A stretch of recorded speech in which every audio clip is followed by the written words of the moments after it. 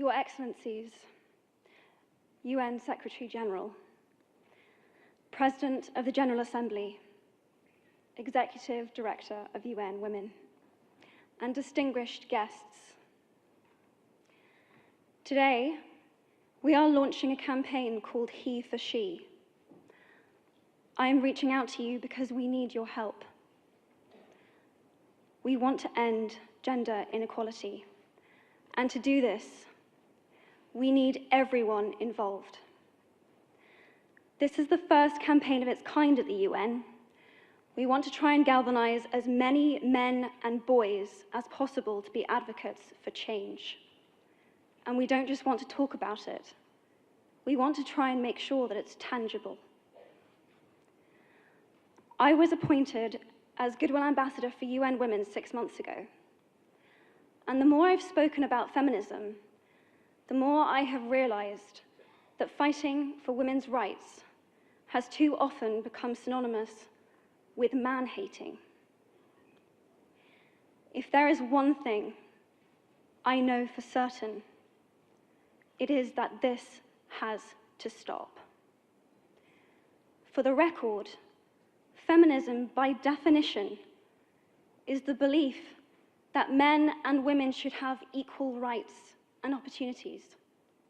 It is the theory of the political, economic, and social equality of the sexes. I started questioning gender-based assumptions a long time ago. When I was 8, I was confused being called bossy because I wanted to direct the plays that we would put on for our parents, but the boys were not. When at 14, I started to be sexualized by certain elements of the media.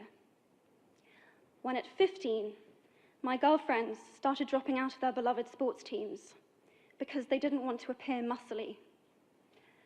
When at 18, my male friends were unable to express their feelings. I decided that I was a feminist, and this seemed uncomplicated to me. But my recent research has shown me that feminism has become an unpopular word. Women are choosing not to identify as feminist. Apparently, I am among the ranks of women whose expressions are seen as too strong, too aggressive, isolating, and anti-men, unattractive even. Why has the word become such an uncomfortable one? I am from Britain, and I think it is right that I am paid the same as my male counterparts. I think it is right that I should be able to make decisions about my own body. I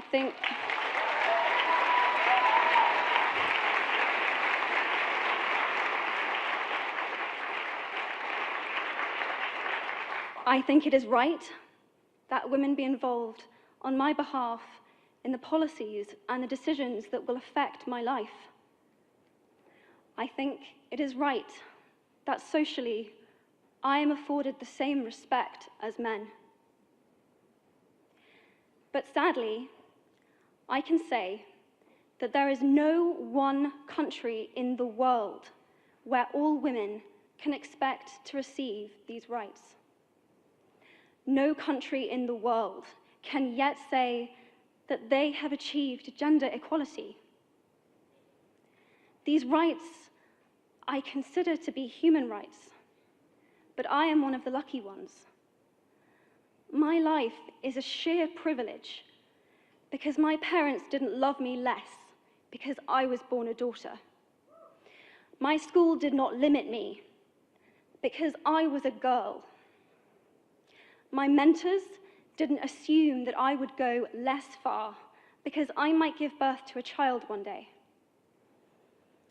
These influences were the gender equality ambassadors that made me who I am today. They may not know it, but they are the inadvertent feminists who are changing the world today. We need more of those. And if you still hate the word, it is not the word that is important. It's the idea and the ambition behind it. Because not all women have received the same rights that I have.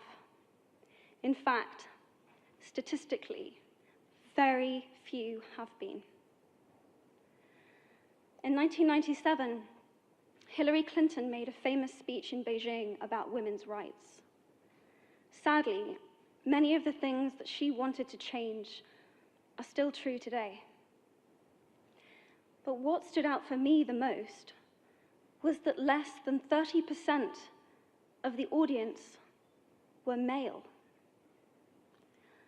How can we affect change in the world when only half of it is invited or feel welcome to participate in the conversation? Men,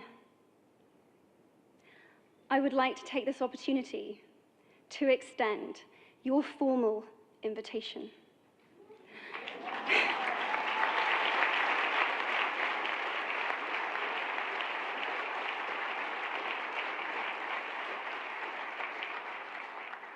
Gender equality is your issue too.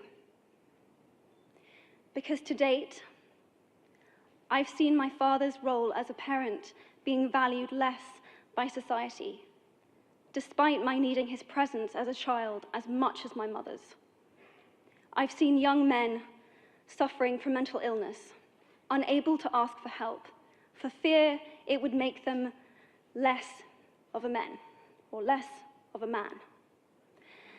In fact, in the UK, suicide is the biggest killer of men between 20 to 49, eclipsing road accidents, cancer, and coronary heart disease. I've seen men made fragile and insecure by a distorted sense of what constitutes male success. Men don't have the benefits of equality either. We don't often talk about men being imprisoned by gender stereotypes, but I can see that they are, and that when they are free, things will change for women as a natural consequence. If men don't have to be aggressive in order to be accepted, women won't feel compelled to be submissive. If men don't have to control, women won't have to be controlled. Both men and women should feel free to be sensitive. Both men and women should feel free to be strong. It is time that we all perceive gender on a spectrum instead of two sets of opposing ideals.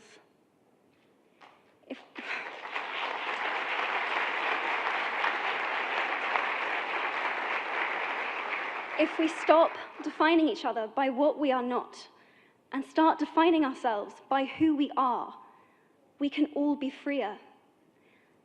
And this is what he, she is about. It's about freedom. I want men to take up this mantle so that their daughters, sisters, and mothers can be free from prejudice, but also so that their sons have permission to be vulnerable and human too. Reclaim those parts of themselves they abandoned, and in doing so, be a more true and complete version of themselves. You might be thinking, who is this Harry Potter girl?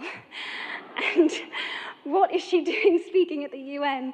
And it's a really good question. I've been asking myself the same thing. All I know is that I care about this problem, and I want to make it better.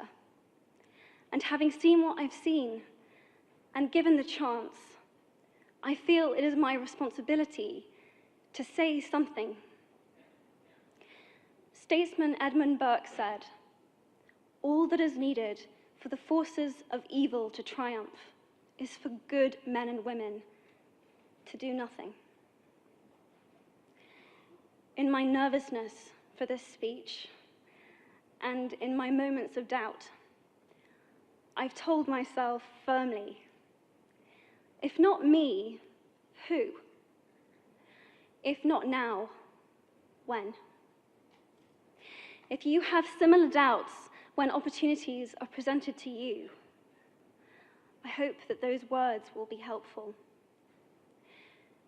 Because the reality is that if we do nothing, it will take 75 years, or for me to be nearly 100, before women can expect to be paid the same as men for the same work. 15.5 million girls will be married in the next 16 years as children. And at current rates, it won't be until 2086 before all rural African girls can have a secondary education. If you believe in equality, you might be one of those inadvertent feminists that I spoke of earlier. And for this, I applaud you. We are struggling for a uniting word, but the good news is that we have a uniting movement. It is called He for She. I am inviting you to step forward, to be seen, and to ask yourself, if not me, who? If not now, when? Thank you very, very much.